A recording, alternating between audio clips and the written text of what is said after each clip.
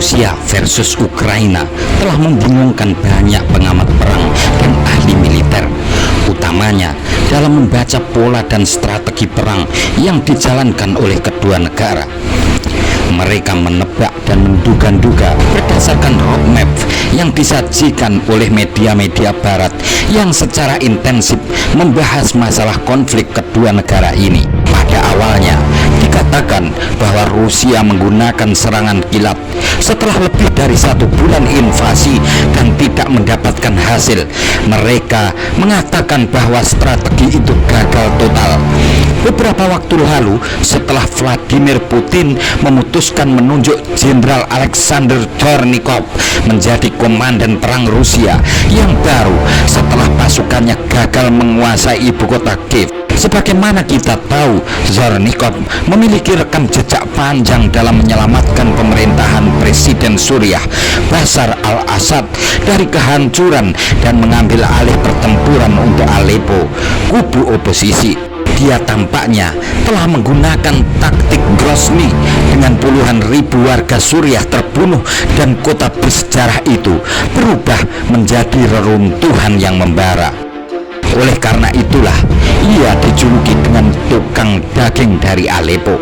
Akhirnya, para pengamat perang dan militer menyebutkan bahwa Rusia telah menerapkan strategi bumi hangus sebagaimana yang diterapkan oleh Zornikov di Aleppo.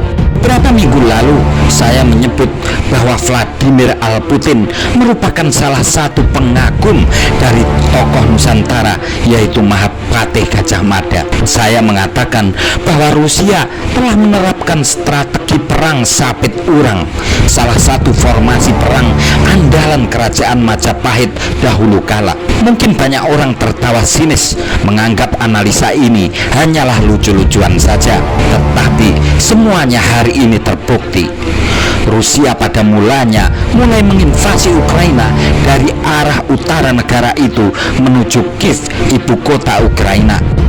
Banyak orang menyatakan bahwa Kiev adalah satu-satunya target Rusia.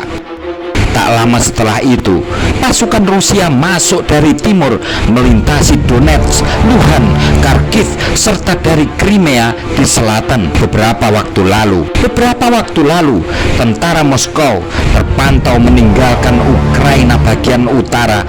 Lalu banyak analis menyatakan bahwa Rusia ingin menyudahi invasinya. Tetapi penarikan pasukan Rusia secara penuh dari wilayah tersebut bukan berarti perang akan segera berakhir. Pasalnya, para tentara itu nyatanya diposisikan kembali di Belarusia, di bagian barat negara itu.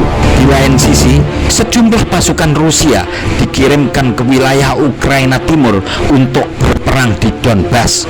Di sana, intensitas serangan Rusia terpantau masih sangat tinggi. Serangan Rusia terhadap kota-kota timur dan selatan Ukraina terus berlanjut. Pasukan Rusia juga telah bergerak lebih jauh ke selatan dari kota Izium yang tetap berada di bawah kendali Rusia. Melihat perkembangan itu, para pengamat perang dan analis militer kini kelabakan.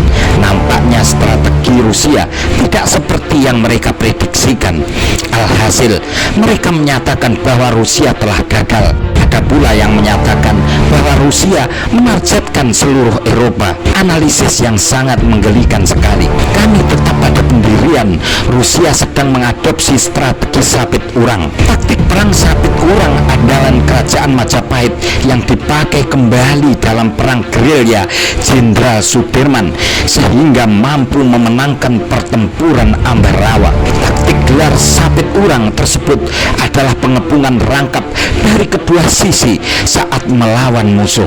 Target Rusia tetaplah Kiev, tetapi Ukraina dengan bantuan NATO dan negara-negara Uni Eropa secara rahasia membuat negara itu tetap kuat dengan kekuatan yang terpencar alias tidak terpusat. Oleh karena itu, Rusia melakukan gelar strategi sapit urang menyisir kota-kota pinggiran Ukraina agar negara itu memusatkan kekuatannya di Kiev. Akhirnya, pada saatnya nanti pasukan Rusia dari arah timur sampai arah selatan dan dari arah barat perbatasan dengan Belarus akan bergerak bersama-sama menjepit pasukan Ukraina yang telah terpusat di tengah. Pada saat itulah Kiev dan Ukraina akan dikuasai penuh oleh Rusia.